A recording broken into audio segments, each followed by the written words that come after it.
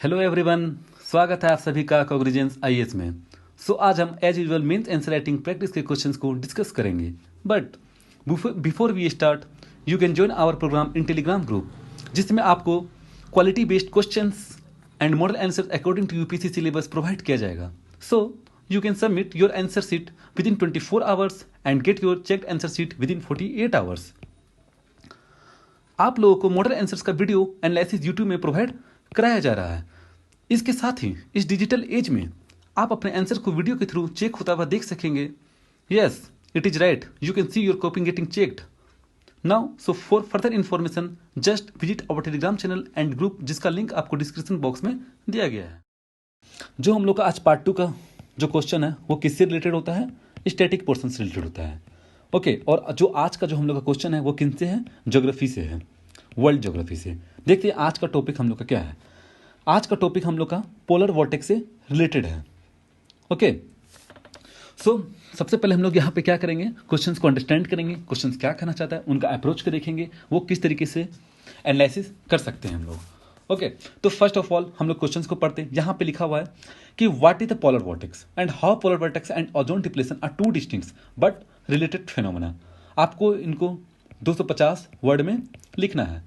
देखिए, ये जो क्वेश्चन है आपका, ये आपका जनरली जीएस मेंस पेपर 1 में पूछा जा सकता है।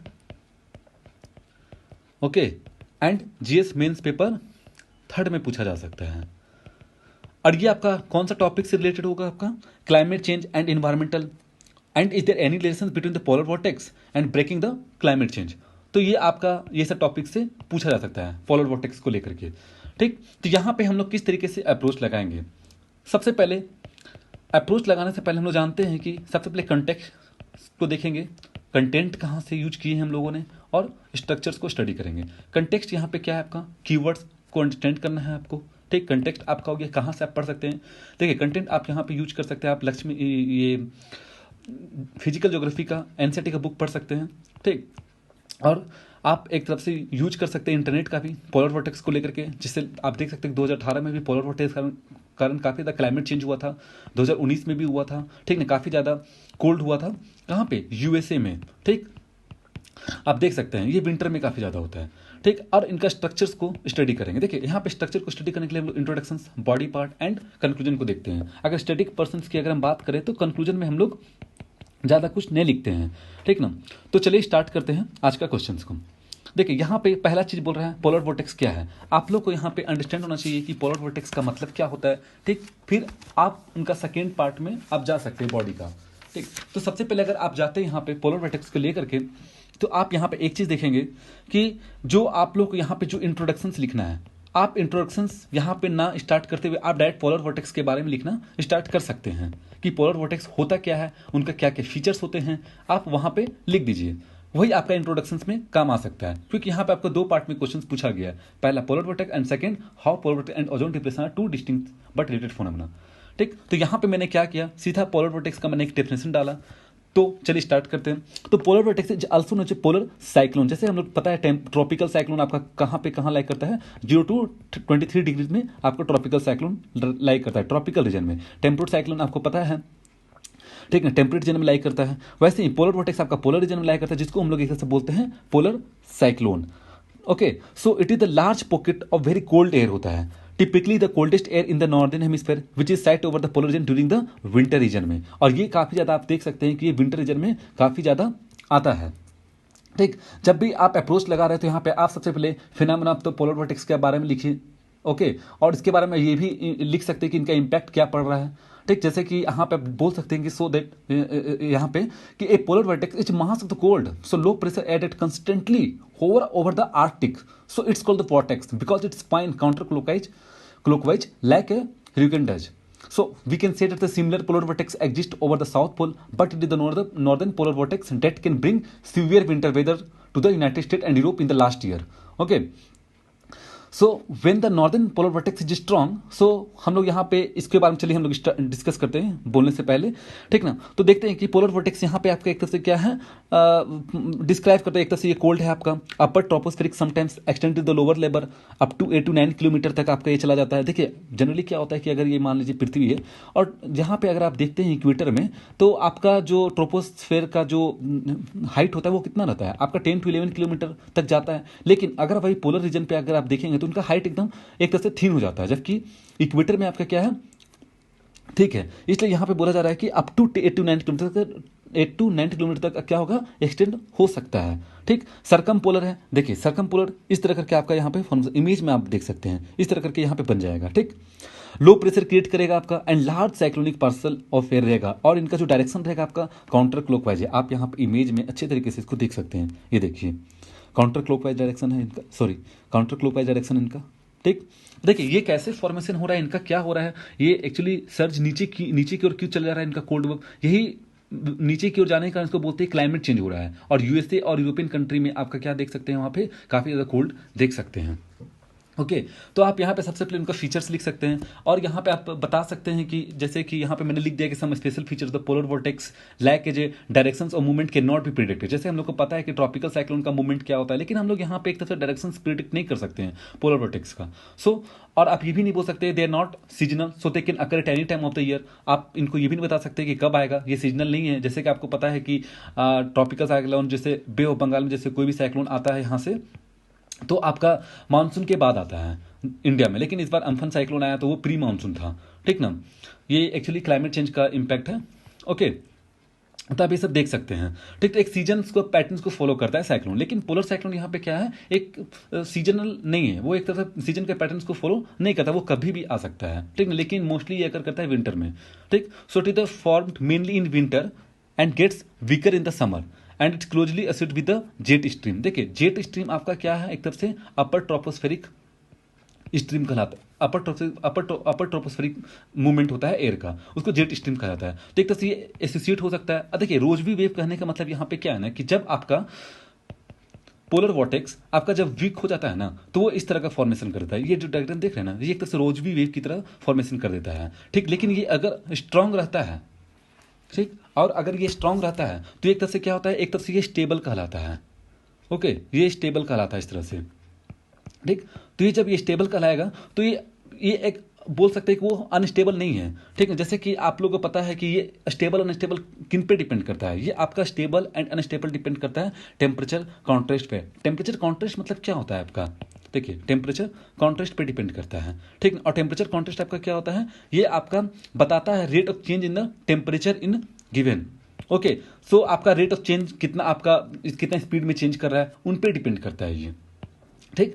अगर मैं यहाँ पे अनस्टेबल की बात करूँ, जैसे कि मैं यहाँ पे एग्जांपल दे सकता हूँ, अगर हाई टेम्परेचर ग्रेडियंट रहा, अगर हाई टेम्परेचर ग्रेडियंट रहा, इसका मतलब हो रहा है कि हाई प्रेशर ग्रेडियंट होगा, ओके। और हाई प्रेशर ग्रेडियंट अगर हो रहा है तो ग्रेटर विंड स्पीड होगा, ओके।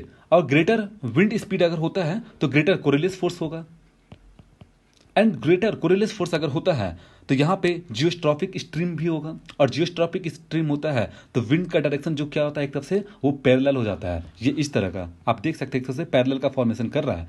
लेकिन वही अगर हाई टेम्परेचर ग्रेडियंट आपका ये हाई ना रह के लो हो जाए तो एक तरफ से ये आपका विक कहलाता है, और एक तरफ से ये रोचवी वेव का फॉर्मेशन करता है, ओके। तो यहाँ पे आप इस चीज को एक्सप्लेन कर सकते हैं, यहाँ पे लिख सकते हैं। मैंने यहाँ पे इसलिए नहीं लिखा क्योंकि आपको 250 वर्ड से ज़्यादा चला जाएगा, तो यहाँ पे मैंने जस्ट हल्का सा एक्सप्लेन कर दिया क्या हुआ था क्या नहीं हुआ था। देखिए 2019 में काफ़ी ज़्यादा वेदर इवेंट्स, क्लाइमेट चेंज हुआ था यूएसए में, और काफ़ी ज़्यादा कोल्ड आया था, ठीक। उस तरह का आप देख सकते हैं कंटिन्यूस देखा जा रहा है कि 2018 में भी आ रहा है, 2019 में भी आ रहा है, और ये होता ही रहेगा, ठीक ना। जैसे कि मैं एक यहाँ पे एग्जांपल दे सकता हूँ, जेनिफर फ्रांसिस ने कहा था, एक तरह से ये सीनियर साइंटिस्ट है। सो उसने ये बताया था कि ये आर्ग्यू दिया था कि melting of the sea ice in the Arctic may be the link to the change in the polar vortex. तो जो भी आपका मेल्टिंग हो रहा है ना सी आइस आपका आर्कटिक रीजन में, उनके कारण ही ये पोलर वोर्टेक्स देखने को मिल रहा है, ठीक। और ये एक तरह से सीवियर कोल्ड लाता है, कहाँ पे, इस जगह पे आपका देखिए यहाँ पे आप देख सकते हैं यहाँ पे कि एक तरह से ये यूएसए को और कनाडा को ले लिया, ठीक। और यूरोपियन और रशिया का भी कुछ पार्ट को यहाँ पे कवर कर लेता है, ठीक। ये आपका अनस्टेबल है और ये आपका क्या है, स्टेबल है, ठीक, इसमें हाई टेम्परेचर ग्रेडियंट है जबकि इसमें क्या है आपका लो टेम्परेचर ग्रेडियंट है, जिसके कारण लो टेम्परेचर ग्रेडियंट होने के कारण यहाँ पे क्या हो रहा है, विंड का डायरेक्शन क्या हो रहा है, एक तरह से पैरेलल फॉर्म नहीं कर रहा है। जब पैरेलल फॉर्म करने का मतलब क्या है, parallel to the isobar, okay, west to east direction में ये मूव करेगा। लेकिन यहाँ पे एक तरह से क्या हो रहा है, आप देख सकते हैं कि हाई प्रेशर नीचे, लो प्रेशर ऊपर की तरफ चल जा रहा है। ओके, मैं इसको अच्छे से क्लियर करता हूँ आपको। ठीक, यहाँ पे जब आप आते हैं तो यहाँ पे मैंने फीचर्स के बारे में थोड़ा बहुत बोल दिया। देखिए, पोलर वॉर्टेक्स कोल्ड वेव, ये आपको जनरली समझाना नहीं है, यहाँ पे क्वेश्चन दिया नहीं गया, सिर्फ आप पोलर वॉर्टेक्स के बारे में लिख सकते हैं। चलिए मैं आपको बताता हूँ। जैसे पोलर वॉर्टेक्स स्लीपिंग आप सुने होंगे, into the mid latitude, break down of the polar vortex, sudden stratospheric warming, polar vortex event, ये सब को हम क्या कहते हैं, पोलर वॉर्टेक्स कोल्ड वेव कहते हैं। पोलर वॉर्टेक्स कोल्ड वेव कहा जाता है। ओके, जो अभी मैंने बोला 5 पॉइंट। ठीक, देखिए अब यहाँ पे क्या होता है ना कि polar vortex will remain in the place when the westerlies along with the polar jet are strong. तो वही जो मैंने आपको बोल दिया, हाई टेम्परेचर कॉन्ट्रास्ट रहेगा तो ये कंडीशन कल आएगा, और अगर वीक रहेगा तो ये कॉन्स्टेंट कल है। अब ये जो देखिए यहाँ पे स्लिप किया है, नीचे की ओर स्लिप कर गया है। ठीक, ये स्लिप कैसे कर रहा है, ठीक, तो मैंने अभी आपको बोला कि वीक टेम्परेचर ग्रेडियंट रहेगा तो ये स्लिप कर जाएगा। ठीक ना, जैसे अब इनको एक तरह से क्या बोलते हैं, but when the temperature contrast is low so the jet stream to be meander, और इसको हम एक तरह से क्या बोलते हैं, रोजबी वेव कहते हैं। क्या कहते हैं इनको, Rossby wave. Okay, so meandering the jet stream हो रहा है यहाँ पे। सो यहाँ पे आप देख सकते हैं high pressure cell are created below the ridge, okay, and the low pressure से below the trough. So this is because the upper air circulation के कारण होता है, जिसको हम लोग कहते हैं जेट के कारण हो रहा है, जेट स्ट्रीम जिसको बोला जाता है। सो विथ सीवियर मिएंडरिंग होता है यहाँ पे, that is the high pressure cell push over the north and displace the polar cyclone from its normal position. So the cyclone move away from the pole and slip into the temperate region. Okay, understand. तो ये यही एक reason है कि ये एक तरफ से स्लिप कर रहा है। सो यहाँ पे आप देख सकते हैं, with the trending of the jet the high pressure cell become weak and retreat to their normal latitudinal positions. So with the retreat to the high pressure cell the polar cyclone move back to its normal position। तो यहाँ पे फिर से normal position में back हो रहा है। तो यही चीज़ यहाँ पे समझाया गया है। देखिए आप यहाँ पे मैंने ये फोटो कट किया है, इमेज कट करके मैंने यहाँ पे डाल दिया। आप यहाँ पे हो सकता है कि आप छोटा सा डायग्राम बना करके एक्सप्लेन कर सकते हैं। यहाँ पे देखिए, shift in the jet stream has brought the polar vertex A mass of the cold pressure air further south and usual causing the temperature in the Chicago and must of the rest of the country to plummet।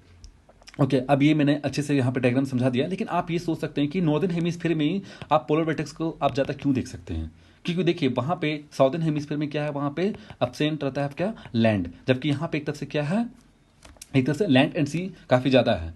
ठीक ना, land बहुत ज़्यादा है, तो यहाँ पे specific heat का concept आ जाता है, जिसका कारण आपका लो प्रेशर क्रिएट हो जाता है। ठीक है, जबकि वहाँ पे आपका क्या होता है, साउदर्न हेमिस्फीयर में लो प्रेशर क्रिएट नहीं होता है, क्योंकि आपको पता है कि हाई स्पेसिफिक होता है कि हाई स्पेसिफिक हीट होता है किनका, वाटर का। ओके, आई होप आप अंडरस्टैंड कर लिए होंगे। लेकिन ये हम लोग का क्वेश्चंस का पार्ट नहीं है, इसलिए मैं थोड़ा सा इनका बॉडी पार्ट में एंट्री मारता हूँ। ओके, सो यहाँ पे आप देख सकते हैं कि how polar vortex and ozone depletion are two distinct but related phenomena. तो आप जब यहाँ पे जाएंगे तो यहाँ पे क्वेश्चंस पूछा गया है ना कि आप कैसे बता सकते हैं कि पोलर वोर्टेक्स और ओजोन डिप्लेशन में क्या सिमिलर थिंग है, मतलब क्या ऐसा कारण हो सकता है कि पोलर वोर्टेक्स कारण आपका ओजोन डिप्लेशन हो रहा है। ओके, तो यहाँ पे मैंने थोड़ा सा लिंकिंग पैराग्राफ डालने के लिए लिख दिया, ozone depletion describe the two distinct but related phenomena observe since 1970 से ये देखा जा रहा है। आपको पता है मॉनेटरी प्रोटोकॉल ओजोन डिप्लेशन को लेकर आया था 1987 में। ओके, सो यहाँ पे आप देख सकते हैं, study decline the total amount of the ozone in the earth stratosphere ozone layer and a much larger spring time decrease in the stratospheric ozone around the earth polar region. अब मैं इसको explain करता हूँ अच्छे तरीके से। ठीक, जब भी आप इसको एक्सप्लेन करिए थोड़ा सा ओजोन डिप्लेशंस के बारे में आपको नॉलेज होना चाहिए। यहाँ पे ओजोन डिप्लेशंस के बारे में यहाँ पे आपको क्या थोड़ा बहुत नॉलेज होना चाहिए। जैसे कि यहाँ पे आपको पता है कि ओजोन डिप्लेशंस कैसे होता है। ठीक, जैसे कि depletion of ozone is due to the increasing the halo carbons in the atmosphere. और ये हेलो कार्बन्स क्या होता है मैं थोड़ा सा एक्सप्लेन कर देता हूँ, बाद में फिर क्वेश्चंस के पार्ट में चलता हूँ। तो हेलो कार्बन्स यहाँ पे क्या है, that is the compound so that is in which hydrogen of the hydrocarbon is replaced by the halogen like as chlorine, bromine, iodine, ETC. Okay, so halogen group में आप देख सकते हैं कि रिएक्टिव नॉन मेटेलिक एलिमेंट होते हैं, fluorine, chlorine, bromine, iodine, etc. ठीक, so these halogen items like chlorine destroy the ozone. तो ओजोन का जैसे ये मान लीजिए कि ये फॉर्मूला है O3।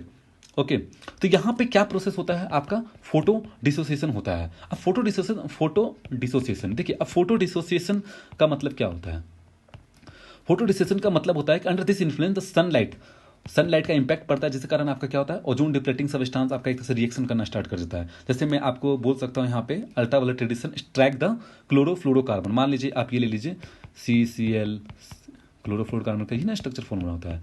ओके, अब यहाँ पे कि अल्ट्रावायलेट रेडिएशन जब होगा तो यहाँ पे क्या ब्रेक करेगा, और एक Cl यहाँ से क्या होगा, क्लोरीन क्या होगा, यहाँ से निकल जाएगा। ठीक, और ये क्या करेगा, O3 में जाके अटैक होगा। ठीक, अब ये इसका फॉर्मेशन किस तरह हो जाएगा, ClO प्लस O2 बन जाएगा। ठीक, फिर से अल्ट्रावायलेट रेडिएशन होगा, फिर आपका ये ब्रेक करेगा, फिर ClO प्लस ClO, फिर ऑक्सीजन एटम हो जाएगा। इस तरह से क्या हो रहा है आप देख सकते हैं यहाँ पे क्लोरीन एक तरह से क्या कर रही है, डिस्ट्रॉय कर रही है ओजोन लेयर को। ओके, सो इस तरह से ओजोन डिप्लेशन का फॉर्मेशन होता है। ठीक, तो वही चीज यहाँ पे है। तो यहाँ पे मुझे बोलने का मतलब ये है, और यहाँ पे ये क्वेश्चंस कहने का मतलब ये है कि आपका पोलर वोर्टेक्स किस तरीके से ओजोन डिप्लेशन में एक इंपॉर्टेंट रोल को निभाता है। देखिए यहाँ पे सबसे इंपॉर्टेंट चीज ये होता है कि जब सबसे पहले आप यहाँ पे अगर बात करेंगे तो एक कॉन्सेप्ट आपको पता होना चाहिए पोलर स्ट्रेटोस्फेरिक क्लाउड्स के बारे में, जो मैंने यहाँ पे लिखा है। ठीक ना, तो यहाँ पे देख सकते हैं the extremely cold temperature inside the vortex lead to the formation of the cloud in the lower stratosphere. ये आपका कहाँ पे पाया जाता है, रफली 12 to 22 किलोमीटर में, जिसको हम लोग बोलते हैं पोलर स्ट्रेटोस्फेरिक क्लाउड भी कहा जाता है, एंड उसको एक तरह से नार्क्वियस क्लाउड भी कहा जाता है। ठीक ना, अब इन्हीं के कारण ये जो PSC है, पोलर स्ट्रेटोस्फेरिक क्लाउड है, इन्हीं के कारण क्या होता है, एक तरफ से ओजोन का डिप्लेशन होता है। इनको ही डिस्कस करना है सेकेंड पार्ट में। ओके, सो देखिए ozone depletion occurs with in the polar vortex, okay, particularly over the southern hemisphere in the presence of the polar stratospheric cloud. ठीक, और ये जनरली आपका कहाँ पे होता है, एक तरफ से अंटार्कटिका रीजन में आप देखने को मिलेगा आपको काफी ज्यादा पोलर स्ट्रेटोस्फेरिक क्लाउड को। ठीक ना, अब आते हैं यहाँ पे देख सकते हैं कि इसका फॉर्मेशन आपका पोलर वोर्टेक्स के साथ ही होता है। ठीक ना, पोलर स्ट्रेटोस्फेरिक क्लाउड कंटेंट इसमें क्या होता है, वाटर होता है, नाइट्रिक एसिड होता है, सल्फ्यूरिक एसिड होता है, and found mainly during the event of the polar vortex in the winter. और ये कब पाया जाता है, विंटर में पाया जाता है। ठीक, जो ये नाइट्रिक एसिड होता है ना इन द पोलर स्ट्रेटोस्फेरिक क्लाउड में, वो रिएक्ट करता है किनके साथ, क्लोरोफ्लोरोकार्बन के साथ रिएक्ट करता है और फॉर्म करता है क्लोरीन का। ठीक, अब पता है कि क्लोरीन एक तरफ से क्या है आपका फ्री रेडिकल है आपका ये। तो एक तरफ से यहाँ पे आप यहाँ पे देख सकते हैं कि जो PSC होता है, यहाँ पे आप देख सकते हैं जो PSC एक तरह से कन्वर्ट करता है, जो पोलर स्ट्रेटोस्फेरिक क्लाउड कन्वर्ट करता है reservoir compound into the reactive free material Cl and ClO में, और ये एक तरफ से क्या करता है, काफी ज्यादा हार्मफुल होता है ओजोन डिप्लेशन को लेकर के। So thereby significant increase in the reactive halogen radical, this free radical accelerate the depletion of the ozone. So आप यहाँ पे देख सकते हैं इस चीज इमेज को, यहाँ पे आप यहाँ पे बोल सकते हैं कि विदाउट पोलर स्ट्रेटोस्फेरिक क्लाउड, आप यहाँ पे देखिए अल्ट्रावायलेट रेडिएशन हो रहा है यहाँ पे ClO2, ये एक तरह से आपका रिजर्वर बना रहा है। ठीक ना, और यहाँ पे अगर वो पोलर स्ट्रेटोस्फेरिक क्लाउड यहाँ पे बनता है तो ये Cl2 आपका देख सकते हैं ब्रेक कर रहा है यहाँ पे। ठीक ना, ClO में ब्रेक कर रहा है, और एक तरफ से ये ओजोन के साथ रिएक्ट करके, ऑक्सीजन के साथ रिएक्ट करके वो एक तरफ ब्रेक कर रहा है ओजोन लेयर को। इस डायग्राम में देख सकते हैं polar stratospheric cloud and polar stratospheric cloud को लेकर के।